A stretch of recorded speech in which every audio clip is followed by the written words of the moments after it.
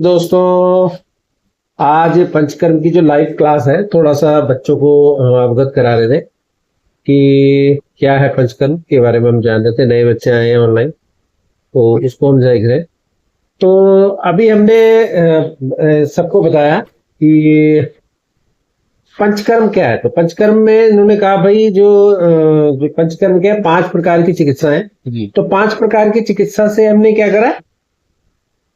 तो पंचकर्म कहाँ से आया है? आयुर्वेद से। तो आयुर्वेद में चिकित्सा की क्रिया होगी, तो चिकित्सा होगी। तो चिकित्सा का मतलब क्या हो गया? अब मैं जरा इसको अब जो भी आया ना, जरा हैंडशेक कर दिए। ठीक है। अब आयुर्वेद में क्या चिकित्सा हो गई? 5 चिकित्सा हो गई। तो 5 चिकित्सा का क्या मतलब हो गया? वात पित्त कफ, है ना? 3 दोष हो गए। 3 दोष हो गए। तो आयुर्वेद में त्रिदोष चिकित्सा हो गई। तो जो षटकर्म में है वो नाड़ी शुद्धि प्रकार में होती है, नाड़ी शुद्धि हो गई। अब वो कह रहे कफ का ऐसा नहीं होगा। मैं पहले मेरा ये प्रश्न है कि भैया आयुर्वेद में 3 दोष हैं। आयुर्वेद में क्या दोष है? ये प्रश्न है आप सभी के लिए, बड़ा इंपॉर्टेंट प्रश्न है। आयुर्वेद में 3 दोष हैं। क्या त्रिदोष हो गए, है ना? तो त्रिदोष हो गए। तो त्रिदोष का क्या मतलब हो गया? वात पित्त पित्त और कफ। वात पित्त और कफ हो गए। ठीक है। तो वात पित्त कफ होने का क्या मतलब हो गया? अब ये वात तुमने कहा भाई, सबसे पहले वात क्यों रखा गया? तो वात क्यों रखा गया ये बता दो मुझे। तो पहले आप बता भाई, वात क्यों रखा गया? पहले बात माने वायु, ऐसे नहीं है, इसका एक क्रम है। 80 प्रकार के रोग तो वात से होंगे हैं, इसीलिए एक तो कारण ही हो गया। अब इसमें जो कोई भी शरीर में जो रोग है या जो दोष है, उसका जो निर्माण हो रहा है वो कैसे हो रहा है? उसका निर्माण कैसे हो रहा है?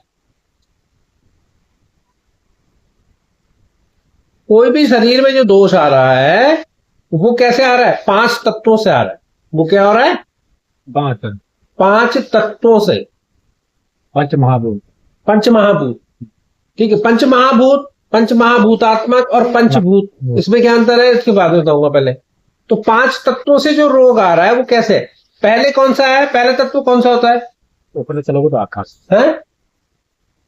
मुझे पहले वर्णन करो, तभी जाके ये समझ में आएगा। वात पित्त कफ में पहले देखो, पहला क्या चीज आ गया? ऊपर से अगर चलेंगे, पहले आ गया पृथ्वी। पृथ्वी, जल, अग्नि, वायु और आकाश। और आकाश। अब देखो क्या मैजिक दिखाता हूं मैं आपको। वात कैसे बना, पित्त कैसे बना, कफ कैसे बना? अब सुन लो। जल, अब जो पृथ्वी और जो जल है वो किसकी निर्माण कर रहे हैं?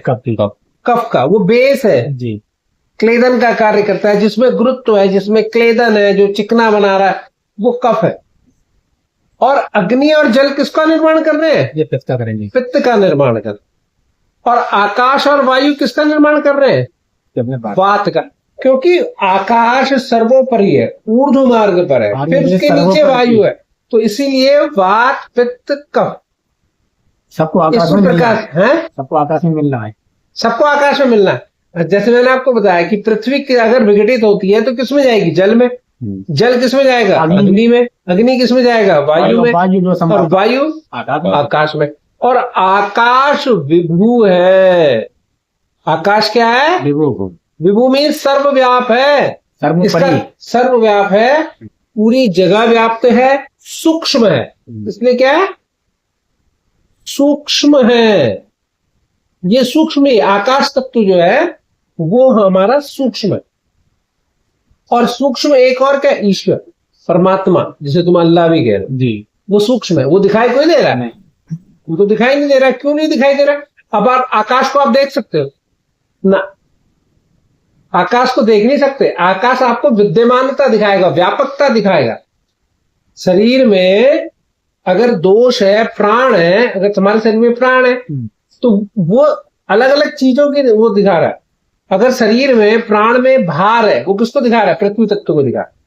प्राण में चंचलता है, मतलब लिक्विडिटी है, इधर उधर मूव कर रहा है, ठीक है, तो वो जल की स्थिति को बताता है। प्राण में अगर ताप है, ऊष्मा है, तो वो अग्नि की विद्यमानता को बता रहा है। प्राण में गति है तो वो वायु को प्रदर्शित कर रहा है। और अगर प्राण में व्यापकता है, पूरे शरीर में अगर व्याप्त है, तो वो आकाश तत्व को दिखा है। तो इसीलिए इसका विनाश नहीं होता, आकाश तत्व का कभी भी विनाश नहीं हुआ। आपका तो हो जाएगा लास्ट में। अगर हम किसी व्यक्ति को फूंकते हैं, जलाते हैं, दबाते हैं, तो पृथ्वी में चला जाएगा, जल में चला जाएगा, सब कुछ चला जाएगा, परंतु आकाश में विघटित नहीं होगा, आकाश का विघटन नहीं होगा। इसीलिए आकाश अप्राप्त है। आकाश क्या है? अप्राप्त है। और अप्राप्त को प्राप्त करना क्या है? वो योग है। अप्राप्त को प्राप्त करना योग है। योग। तो योग की परिभाषा भी समझ में आ गई और ये भी समझ में आ गई, वात पित्त का भी समझ में आ गया, ठीक है ना। तो अब आपको समझे कि वात क्यों प्रधान है? क्योंकि उसमें वायु और आकाश विद्यमान है, इसीलिए वो प्रधान है। इस संसार में, इस पृथ्वी में, ब्रह्मांड में जो व्यापकता है वो वायु और आकाश की है, इसीलिए वात प्रधान है हमारे शरीर। अब तुम उसमें कहो जी वात में 80 प्रकार के रोग होता है, मैं तुम्हें रोग की कोई बात बता रहा हूं। पित्त में 40 हो गए, इसमें 20 हो गए, तो इसलिए ये वात प्रधान हो गया। अभी वात की प्रधान हो गया। वात की प्रधानता का मतलब ये हो गया कि आकाश और वायु तत्व सर्वाधिक मात्रा में होने के कारण ही हमारे शरीर में वात प्रधान है। इसीलिए और वात ही, अच्छा, इन दोनों को गति प्रदान करता है। वात किसको गति प्रदान कर रहा है? पित्त को भी कर रहा है, कफ को भी कर रहा है। पित्तज रोग, ठीक है। तो ये जो दो वात, जो पित्त और कफ है, वो क्या कहलाते हैं?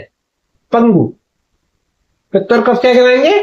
पंगु, ठीक है। मीन्स जिसमें स्वयं की कोई गति नहीं होगी, वो वात के साथ ही मिलकर बनता है, ठीक है। मेरी बात क्लियर हो गई? सही रहा। तो अब पंचकर्म क्या मतलब हो गया? आयुर्वेद का क्या मतलब हो गया? आयुर्वेद का क्या मतलब हुआ? तुम बोलो, तुमसे पूछ रहा हूं। आयुर्वेद का क्या मतलब है?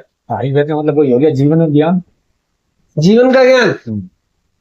अब आयुर्वेद को समझो क्या है? आयुर्वेद ये लिखा है, आयुर्वेद ये लिखा है। तो आयु, इसका अगर विघटित करेंगे, विखंडन करेंगे, विभक्ति करेंगे, तो ये वेद है। आयु वेद मीन्स आयु का, आयु क्या है? आयु अपनी उम्र। तो तुम्हारी उम्र कितनी है? तो वो आयुर्वेद हो गया। आयु का मतलब होता है जीवन, उसका मतलब होता है आयुष। आयुष का मतलब, आयु का मतलब क्या? आयु और जीवन, आयुष। अब इसकी क्या परिभाषा है? पहले इसको देखो, हमें ये चीजें समझ में क्यों नहीं आती हैं? ये चीजें इसलिए समझ में नहीं आती हैं क्योंकि हमें बेसिक चीज ही नहीं पता, फंडामेंटल ही नहीं पता। तो फंडामेंटल को प्राप्त करने के लिए पहले आप चीजों को समझो। हम पंचकर्मा तो पढ़ने आ गए, अब हमें पट्टा यही नहीं पता है कि भैया आयुर्वेद क्या है, आयुर्वेद क्या है, ठीक है ना। आयु का मतलब हो गया, आयु का मतलब हो गया जीवन। क्या मतलब? जिसमें शरीर, इंद्रिय,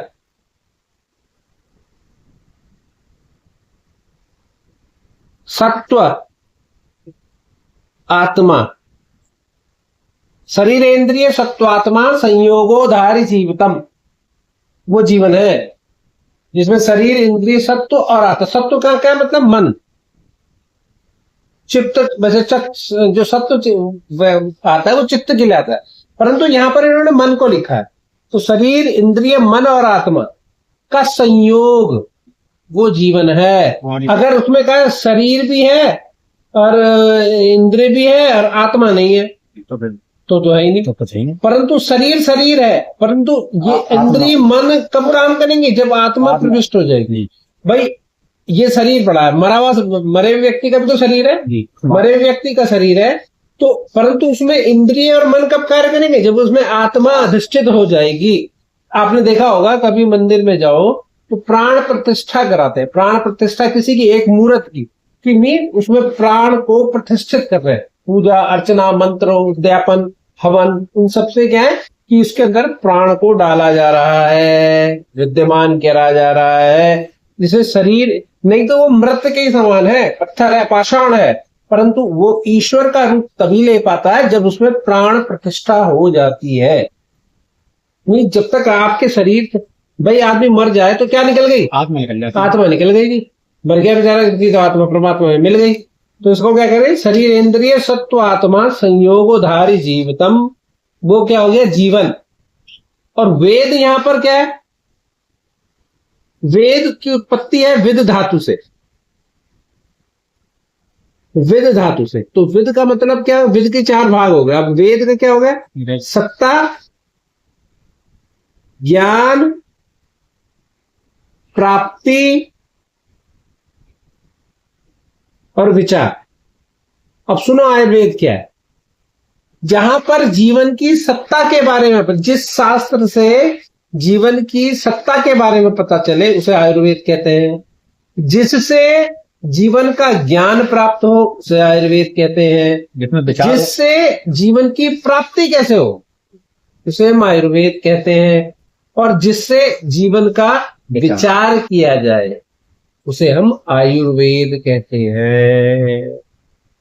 ठीक है, तो सत्ता ज्ञान प्राप्ति विचार, ये नहीं कि ज्ञानी ज्ञान है कि उसकी व्यापकता क्या है, सत्ता क्या है, उसको प्राप्त कैसे किया जाएगा, उस पर विचार कैसे किया जाएगा। इसीलिए योग आयुर्वेद को क्या कहा लिखा है, आर्ट ऑफ लिविंग। बहुत से लोग कहते हैं ना आर्ट ऑफ लिविंग योग है ना, योग तो art to connect the consciousness. Art क्या है, काय की आर्ट है योग, परमात्मा से मिलने की, परमात्मा से कॉन्शियसनेस को जानने की, उसको जीवन जीने की कोई है, जीवन जीने की कला तो आपको आयुर्वेद ही सिखा रहा है कि आपको किस समय उठना है, किस समय खाना है, किस समय पीना है, किस समय मल त्याग करना है, ये सब कुछ तो बता रहा है, शरीर को फिट कैसे रखना है। तो art of living that is Ayurveda. ठीक है ना, तो ये चीज है। चलिए, तो आज की कक्षा यहीं पे समाप्त हुई। आपका धन्यवाद, और मैं चाहूंगा कि कल भी आप हमारे साथ जुड़े। नमस्कार।